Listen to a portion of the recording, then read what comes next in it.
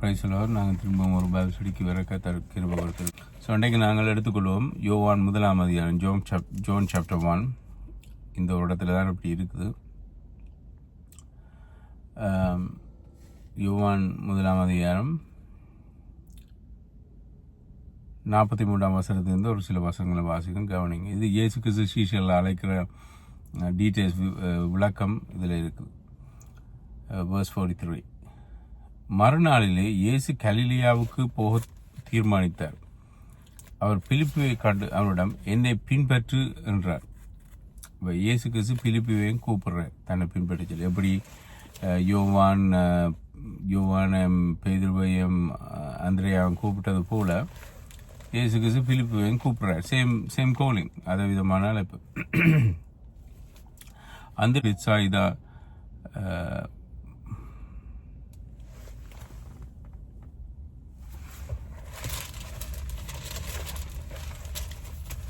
அந்திரியாவையும் பேதுருவாவையும் போன்றே பிலிப்பும் பெத்சாயிதா பட்டணத்தை சேர்ந்தவன். இன்னும் இதில் பைபிள் சொல்லுது சேம் டவுன்லேருந்து வந்தார்கள்.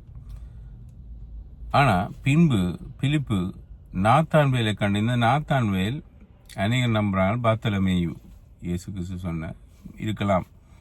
ஆனால் அந்த மனிதனிலிருந்து பாடங்களை கற்றுக்கொள்வதனால எங்களுடைய வாழ்க்கையில் அது எங்களுடைய ஆத்துமாக வாழ்க்கையில் பிரயோசனமாக இருக்கும். அப்போ பிலிப்பு நாத்தான்வேலை கண்டு அவனிடம் மோசே தமது நீதி சட்டத்தில் குறிப்பிட்டிருக்கிறவரை நாங்கள் கண்டோம், அவரை குறித்து இறைவாக்கினர்களும் எழுதியிருக்கிறார்கள். நசரேத் ஊரை சேர்ந்தவரும் யோசேப்பு மகனுமான இயேசுவே அவர் என்றான். இப்போ இயேசு கிறிஸ்து 2000 ஆண்டு பிறக்கிறேன். நான் அடிக்கடி சொல்கிற மாதிரி இயேசு கிறிஸ்து தெய்வம். இயேசு கிறிஸ்துவை குறித்து மோசே எழுதியிருக்கிறேன். மோசே எழுதின புத்தகங்கள் எது? அதில் உண்டு ஆதியாமம், யாத்திராமம், நவபாமம், லேவியராமம். அப்போ ஆதியாமத்திலேயே இயேசு கிறிஸ்துவை குறித்து சொல்லப்பட்டிருக்கு. ஆதியாமம் 3 அதிகாரத்தில் அவர் பிறப்பார், உனக்கும் சர்ப்பத்தை பார்த்த ஆண்டவர் சொல்கிற உனக்கும் அவருடைய சந்ததிக்கு நான் பகையை உண்டாக்குவேன் என்று அவர் தேவன் அந்த இடத்துல ப்ரொமிஸ் பண்றார். அப்ப ஏற்கனவே இவரை குறித்து சொல்லப்பட்டிருக்கிறது. அவர் தான் அந்த மேசியா தான் இயேசு கிறிஸ்து நசரத்தை சேர்ந்தவர் என்று பிலிப்பு நாத்தான்வேலுக்கு சொல்றார். இது ஒரு இன்னொரு விதத்தில் பார்க்க போனால் ஸ்ப்ரெடிங் தி காஸ்பல், நற்செய்தியை பரப்புறது பிலிப்பு தான் செய்தான். தான் கண்டுகொண்ட அந்த இரட்சகரை மற்றவர்களுக்கு போய் சொல்றார். இது வெரி சிம்பிளான வே. நாங்கள் இன்றைக்கு நாங்கள் சோஷியல் மீடியாக்களால் கணக்க விதமாக நாங்கள் இட்ஸ் குட். இப்போ இந்த வீடியோ கூட சோஷியல் மீடியாக்களால் தான் போகுது. நான் அதை வர வைக்கிறேன். அது எனக்கு பிரயோசனமாக இருக்குது. எனக்கு மாத்திரமில்லை, எல்லாருக்கும் பிரயோசனமாக இருக்குது. அநேக நன்மைகள் இருக்குது. ஆனால் நேரு ஒரு ஆளுக்கு சத்தியம் சொல்கிற மாதிரி வராது. இப்போ நாங்கள் இருக்கிற இடங்கள் தூரத்தில் இருக்கிறார்களே சத்தியத்தை சொல்கிறது பிரயோசனமாக இருக்குது. ஆனால் நேர முகத்தை பார்த்து சத்தியம் சொல்கிற மாதிரி வராது. ஓகே, அப்போ இது நேர பிலிப்பு அவனை கண்டு சொல்கிறான். நாத்தான்வேலை பார்த்து சொல்கிறான், லுக் இதுதான் மேசியா, நாங்கள் கண்டோம் என்று சொல்கிறான்.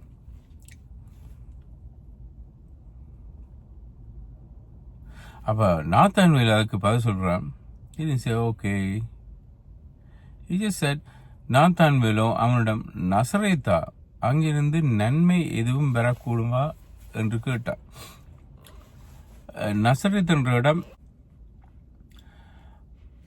ஒரு சரியான கஷ்டப்பட்ட இனிலியண்டு கஷ்டமான பட்ட ஆக்கெல்லாம் அங்கே இருக்கிறது. அவனோட வீடுகள் பெருசாக இல்லை, மற்ற டவுனோட ஒப்படைக்கல. வறிய ஆக்கள், சரியான கடுமையான வறுமையில் இருக்கிறார்களாம் அந்த இடத்துல இருக்க. So it gives you rough idea இயேசு கிறிஸ்து எப்படிப்பட்ட ஃபேமிலியில் பிறந்திருக்கிறார். சரியான கஷ்டப்பட்ட வறுமையான ஃபேமிலியை தெரிஞ்செடுத்திருக்கார். இயேசு கிறிஸ்து தெரிஞ்செடுத்த எதுவும் அது பெஸ்ட்டாக தான் இருக்கும். இன்றைக்கு அநேகர் நாங்கள் யோசிக்கலாம், அவனை பி ரிச், பணக்காரனாக இருக்கணும், அப்போ எல்லா பிரச்சனையும் தீரும். இன்னும் பணக்காரர்கிட்ட அவங்க சொல்கிறாங்க more money, மோர் ப்ராப்ளம் உண்டு. எனக்கு எத்தனையோ பேர், நான் பெரிய பெரிய பணக்காரெல்லாம் சந்திச்சிருக்கேன். அதே சே மோர் மணி, மோர் ஹெடேக், மோர் ப்ராப்ளம். இப்போ அதுக்காண்டி நான் சொல்ல வரையில் எங்களுக்கு பணம் உதவாதுன்னு. பணம் உதவும். பட் இயேசு கிறிஸ்து சூஸ் பண்ண இடம் சரியான ஒரு கஷ்டப்பட்ட ஒரு தாழ்த்தப்பட்ட இடம். அதனால தான் நான் தமிழில் அப்படி சொல்கிறேன். அந்த இடத்துலேருந்து என்ன நன்மை இருக்குது? அங்கே என்ன நன்மை? ஒன்றுமே இல்லை. ஒரு யோசனை இல்லை. இதை நான் கொஞ்சம் பேராஃப்ரைஸ் பண்ணுறேன். அதுக்கு பிலிப்பு வந்து சொல்கிறாரு, கம் அண்ட் சி, வந்து இப்போ நாங்களும் தேவண்ட சத்தியத்தை சொல்லிக்கல, நாங்கள் சொல்லணும் கம். வேதம் சொல்லுது come and taste the Lord. அவரை ருசித்து பாருங்கள் இயேசு கிறிஸ்துவை. அப்போ எங்களோட இன்விடேஷன் எப்படி இருக்குன்னு சொன்னால், come and see our lives. எங்களோட வாழ்க்கையை பாருங்கள், எங்களோட குடும்பங்களை பாருங்கள், நாங்கள் எப்படி பிள்ளைகளை வளர்க்கணும்னு பாருங்கள், எங்களோட சபையை பாருங்க. Come and C. அதுதான் உண்மையான சாட்சி வாழ்க்கை. இதை நாங்கள் இன்றைக்கு சொல்லலுமா? அப்போ சுவிசேஷம் பண்ணுறது வந்து உண்டு. நாங்கள் ரட்சகர் மேசியான்ற ஒரு பிறந்திருக்க, அவர் உங்களுக்காண்டி மரிச்சிருக்கிற, உங்களுடைய பாவங்களை மன்னிப்பார். எஸ், அது ஃபர்ஸ்ட் போர்ஷன். ரெண்டாவது எங்களோட லைஃப், செகண்ட் போர்ஷன். அவன் சொல்கிறான் come and see. Okay, come and see Jesus. இன்றைக்கு இயேசு கிறிஸ்து உலகத்தில் இல்லை. You can say come and see Jesus. We can see come and see Jesus among us. எங்கள் மத்தியில் நாங்கள் இயேசுவை பிரதிபலிக்கிறோம்.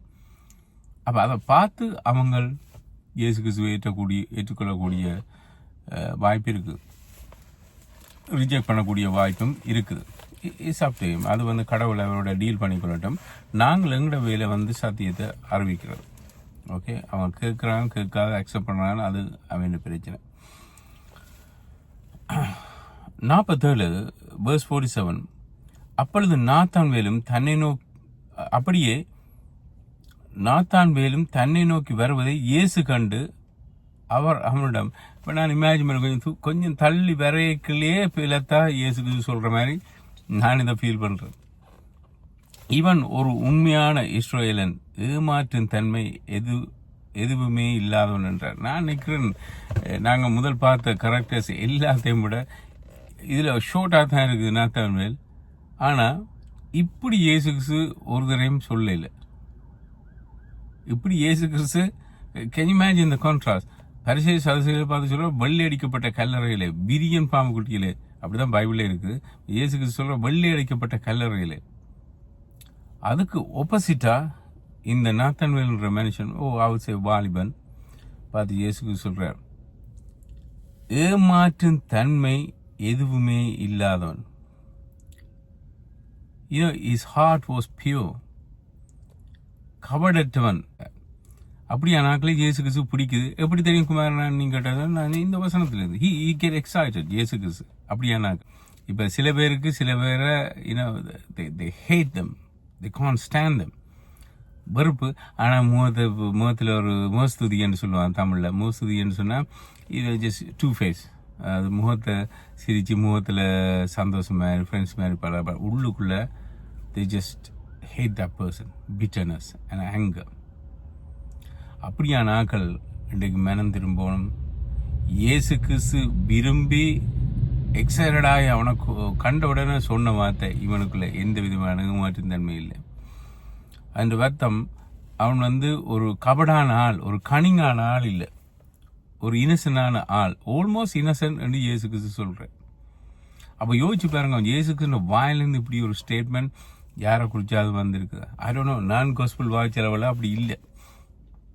பேதுருவை பார்த்து சொல்லியிருக்காரு, உனக்கு மாமிசம் ரத்தம் இதை வெளிப்படுத்தல, பிதாவை வெளிப்படுத்துக்கான்னு சொல்லியிருக்கிறார். பட் பேதுருவை குறித்து இப்படி சொல்ல இல்லை. ஒரே ஒரு சீசல்களை ஒரே ஒரு ஆளை பார்த்து சொன்னேன்னு சொன்னால் அது நான் தன்மையில் பாத்தலமையும் என்று நாங்கள் சொல்லுவேன். இவன் ஒரு உண்மையான இஸ்ரவேலன். Is true Israelite. உண்மையான இஸ்ரவேலன்.